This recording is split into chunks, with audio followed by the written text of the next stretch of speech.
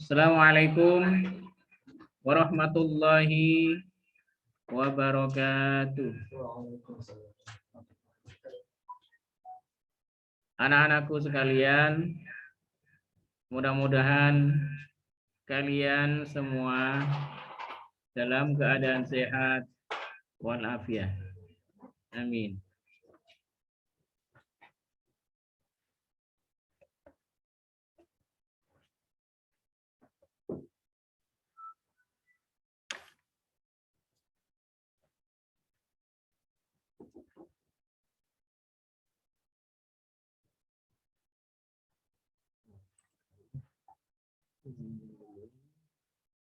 Apa kabar anak-anakku sekalian semua? Tentunya baik ya. Anak-anakku sekalian,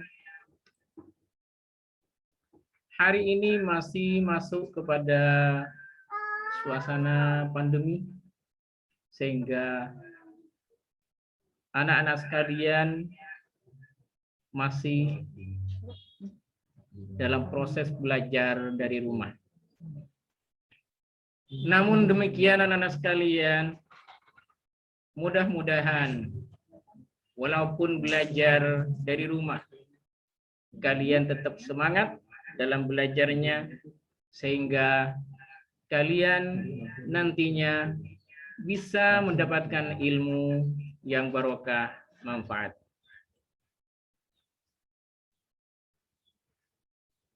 Anak-anakku sekalian, pada hari ini masuk kepada materi pelajaran pendidikan agama Islam dan budi pekerti kelas 3 SDN Daramista 2.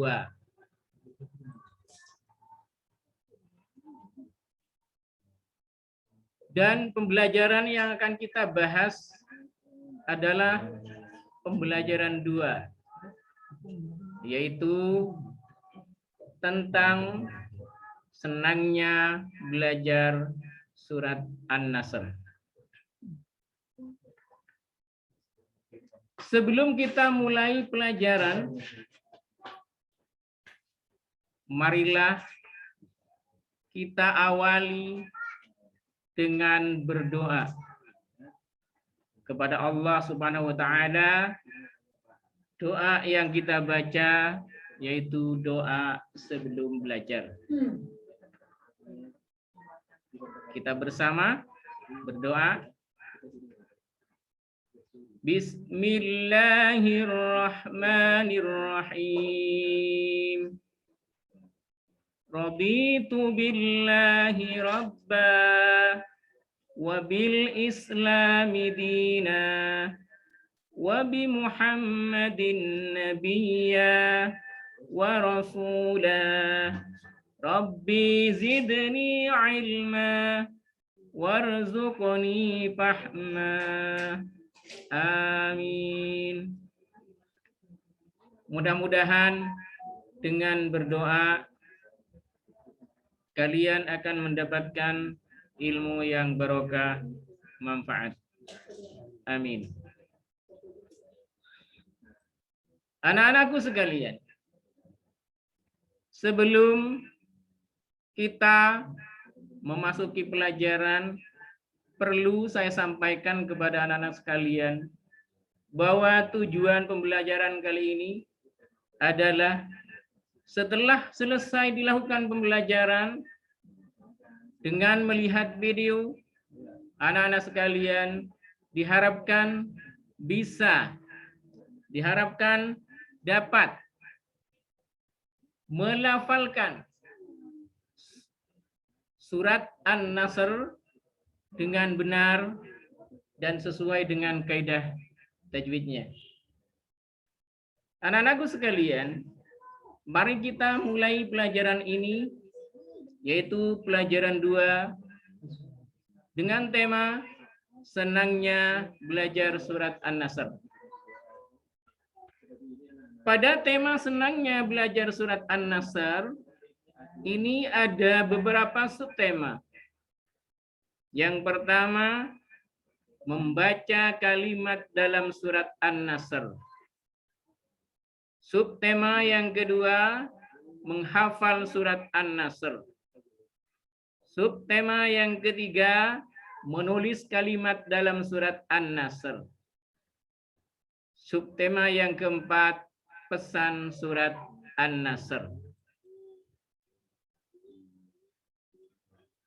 Anak-anakku sekalian, marilah kita masuki subtema yang pertama, yaitu membaca kalimat dalam surat An-Nasr.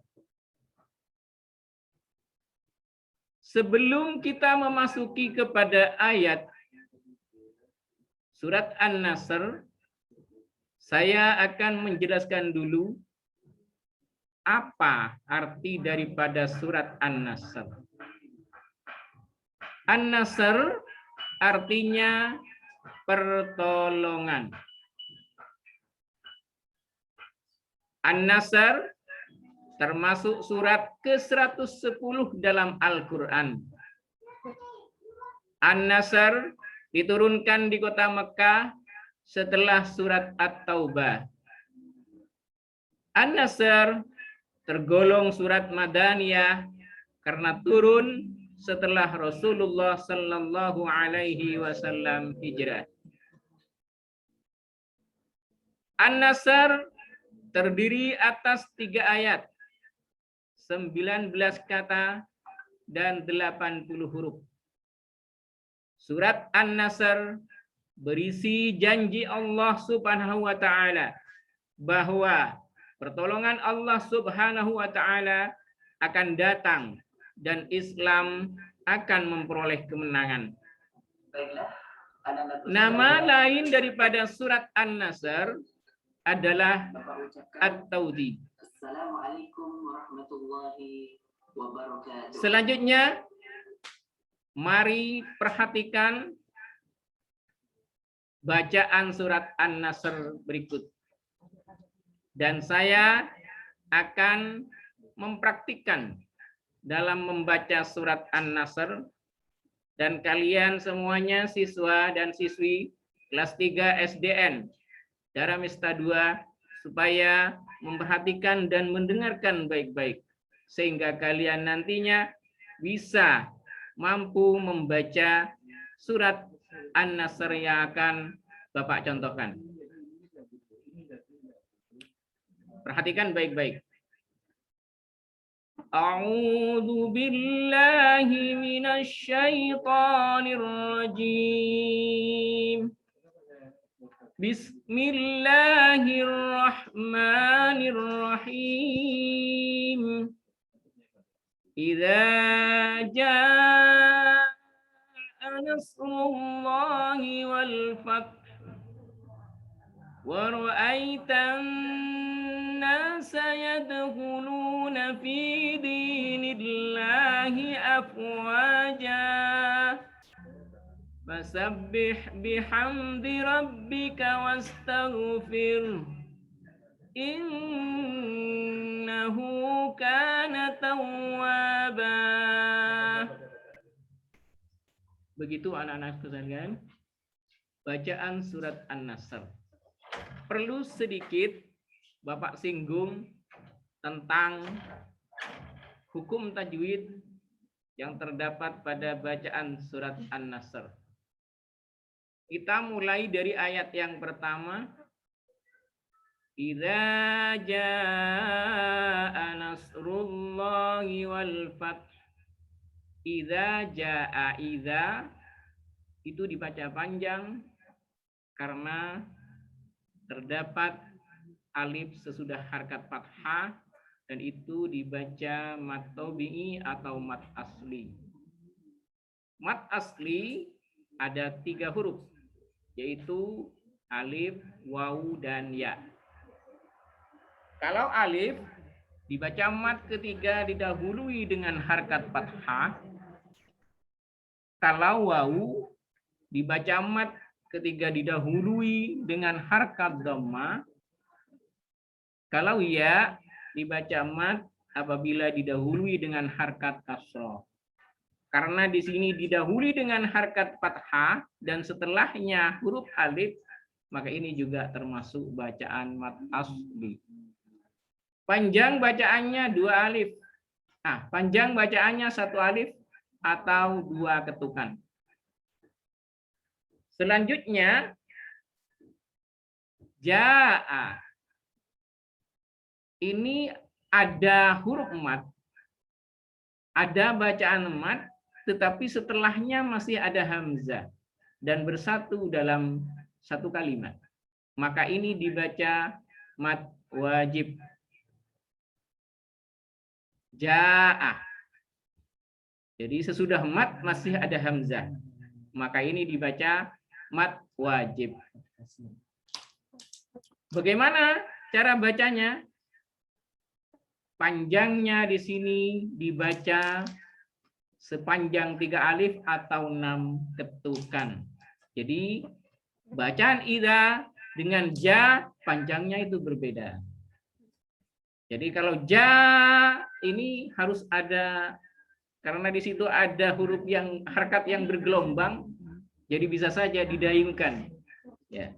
Ida jaa. Seperti itu. Idza jaa. Contoh kecil seperti itu. Tidak ada perbedaan panjangnya. Kemudian nasrullahi. Nasrullahi. Allahi. Di sini ada lam jalalah yang didahului dengan harkat dhammah. Maka di sini dibaca tafkhim lam jalalah. Tidak boleh dibaca tarkik atau tipis. Bagaimana yang maksud dengan tarkik? Perhatikan. Nasrullahi ini tidak boleh. Tidak boleh. Yang benar nasrullahi. Selanjutnya wal fathu. Di sini ada lam al sukun bertemu dengan huruf fa. Ini dibaca idhar komaria. Idhar komaria. Jadi tidak boleh dibaca masuk, misalkan waw fathu, salah. Lam alnya itu dibaca idhar.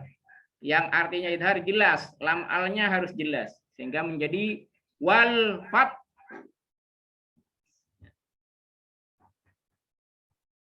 Itu anak-anakku sekalian.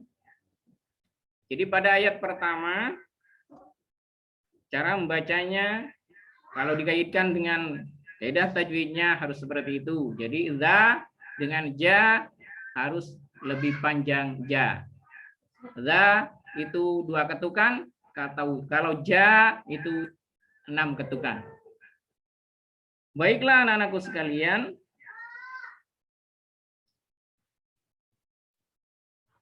Kita lanjutkan kepada pembahasan berikutnya, yaitu arti surat An-Nasr. Tadi saya membaca dimulai di ta'awudz, kemudian basmalah. A'udzu billahi minasyaitonir rajim. Bismillahirrahmanirrahim. Baru masuk ayat tadi ya. A'udzu billahi minasyaitonir rajim. Aku berlindung kepada Allah dari godaan setan yang terkutuk. Bismillahirrahmanirrahim. Dengan menyebut nama Allah yang Maha Pengasih lagi Maha Penyayang. Idza jaa nasrullahi wal fath. Apabila telah datang pertolongan Allah dan kemenangan. Wa ra'aitan nasa yadkhuluna fi dinillahi afwaja. Dan kamu lihat manusia masuk agama Allah dengan berbondong-bondong. Fasabbih bihamdi rabbika wastaghfir.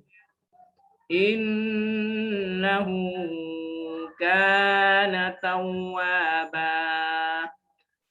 Maka bertasbihlah dengan memuji Tuhanmu dan mohonlah ampun kepadanya.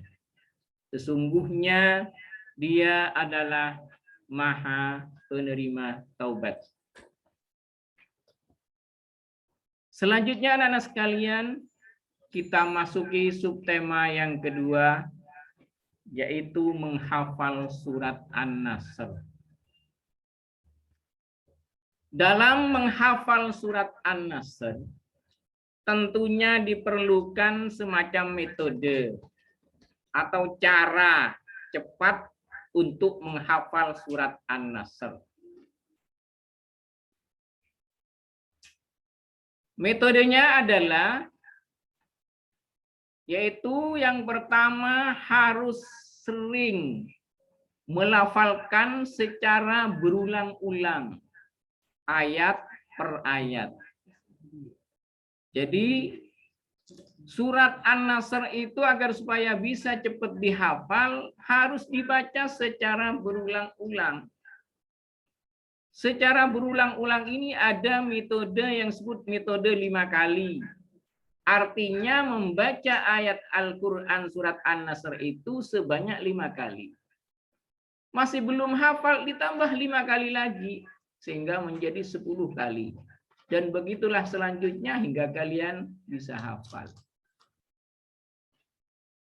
Kemudian selain daripada itu, bisa kalian mendengarkan pelafalan dari orang lain. Apakah orang lain itu bapak ibumu? Boleh. Apakah orang lain itu saudaramu? Boleh. Apakah orang lain itu adalah temanmu sendiri? Boleh. Apalagi orang lain itu adalah gurumu? Boleh. Bacaan yang sekiranya enak didengar itu kamu terus dengarkan. Dan itu juga dapat menunjang kalian dalam menghafal Al-Quran surat An-Nasr. Sama seperti kalian belajar bernyanyi.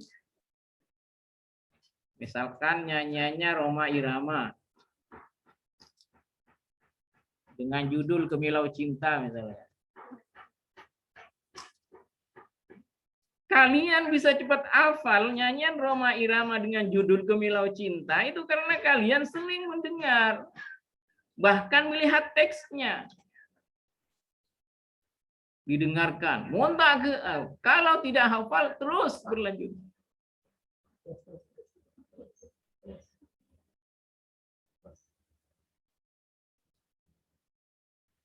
Itu anak-anak sekalian. Jadi sama seperti kalian membaca Al-Quran, menghafal Al-Quran. Surat An-Nasr. Agar supaya kalian cepat hafal, tentunya kalian harus mengulang-ulang, kemudian juga harus sering mendengarkan bacaan orang lain yang kalian sukai. Begitu anak-anak sekalian, metode atau cara menghafal Al-Quran surat An-Nasr. Selanjutnya kita masuki subtema yang ketiga, yaitu menulis kalimat dalam surat An-Nasr.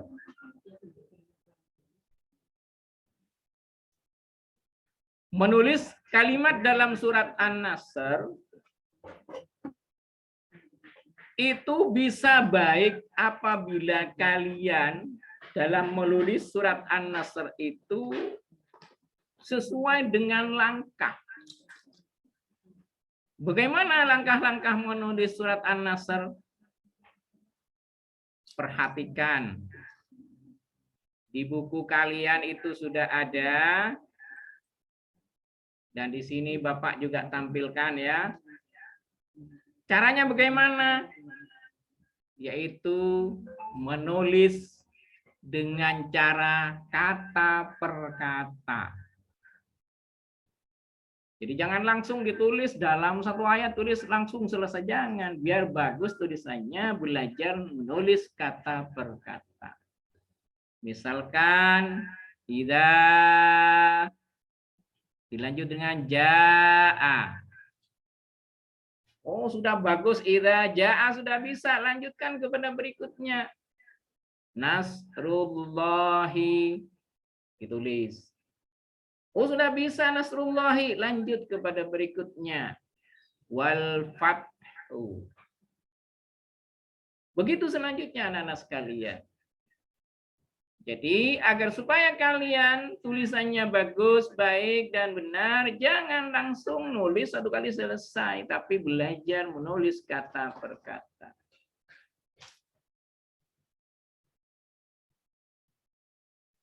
Selanjutnya anak-anakku sekalian, kita masuki subtema yang keempat, yaitu pesan surat An-Nasr.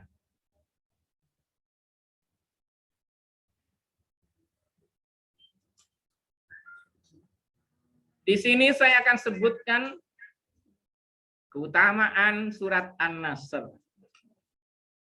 Keutamaan surat An-Nasr yang pertama, memohon agar segera dikabulkan keinginannya. Yang kedua, membaca separuh Al-Quran. Dalam artian, kalau kamu membaca surat An-Nasr, kalian itu seakan-akan membaca separuh daripada Al-Quran. Selanjutnya, membantu penerawangan gaib.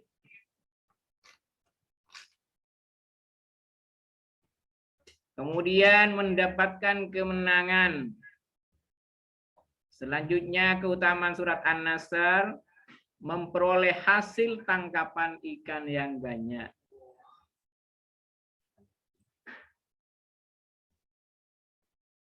Kemudian kita masuki pokok-pokok isi kandungan surat An-Nasr.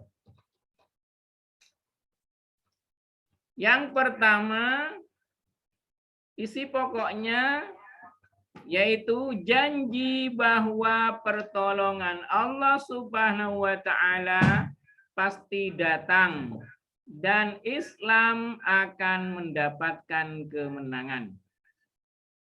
Itu isi pokok yang pertama. Kemudian isi pokok yang kedua, perintah bertasbih, memujinya, serta memohon ampun. Anak-anak sekalian mengerti yang disebut dengan bertasbih?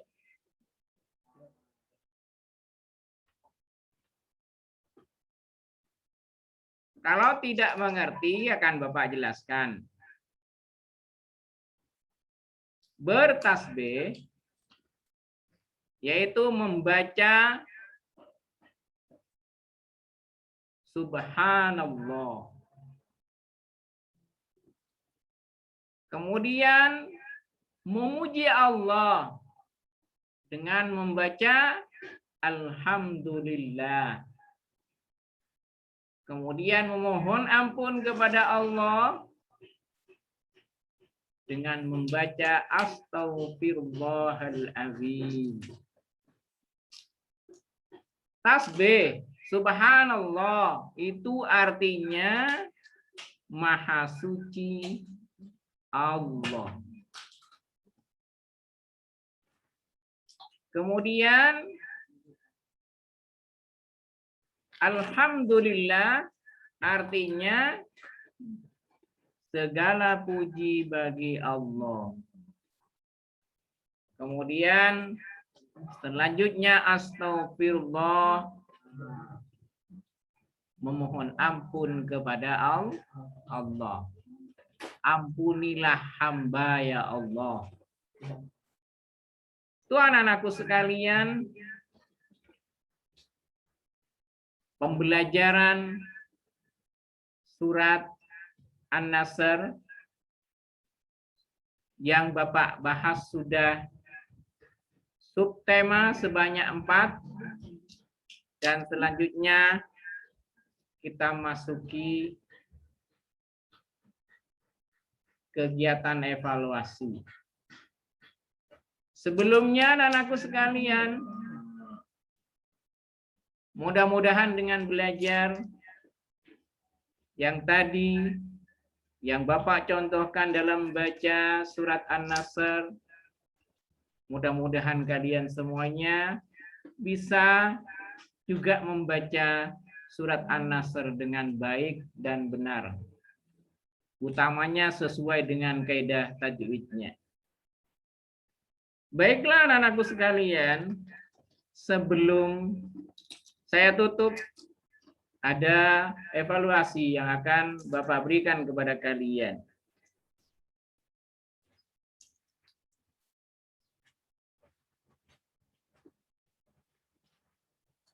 Yang pertama,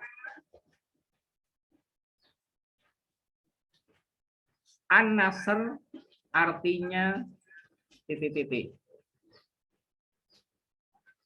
Yang kedua, nama lain surat An-Nasr adalah titik-titik.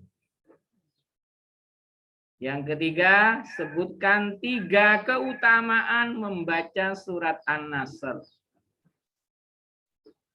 Kemudian yang keempat, sebutkan pesan-pesan atau kandungan dalam surat An-Nasr. Itulah evaluasi yang harus kalian kerjakan. Dan apabila kalian sudah selesai dalam mengerjakan evaluasi atau latihan soal itu, silahkan dikirim ke link WA Bapak.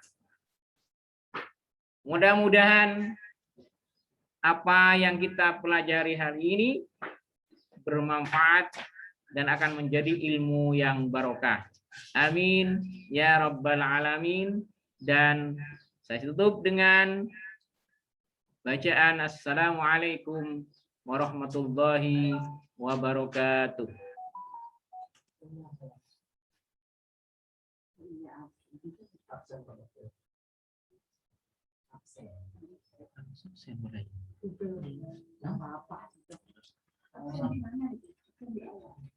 Udah kalau aku kan karena ini suruh mengisi apa link Google Form, ya kan? Kayak Google Form. Itu praktek gua ada punya lah aku. Absen kan murid A-nya. Ngajar, Pak.